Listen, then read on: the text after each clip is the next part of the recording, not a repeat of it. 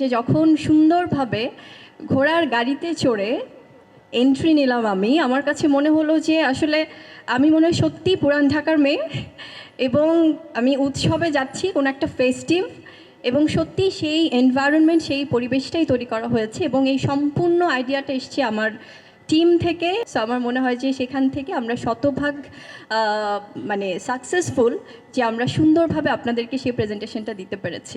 ঢাকাইয়া দেবদাস, ঢাকাইয়া নামটা শুনেই তো মনে হচ্ছে যে আসলে ঐতিহ্যের দারুণ কিছু, কারণ এটি 400 বছরের পুরনো শহর।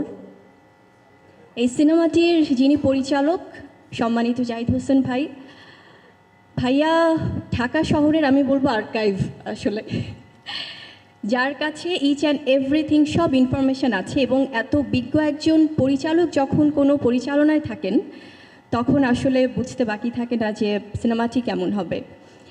যখন আমার সাথে টিম থেকে যোগাযোগ করা হলো এবং আমাকে যখন গল্প পাঠানো হলো এবং জানানো হলো, প্রথম থেকে আমার কাছে মনে হয়েছে যেটা জাহিদ স্যার বলছিলেন যে ডিফারেন্ট কিছু করতে চাই আমি অলওয়েজ। সো আমার কাছে মনে হলো যে গল্পটি সেরকম, because I am super blessed two B the part of this beautiful project.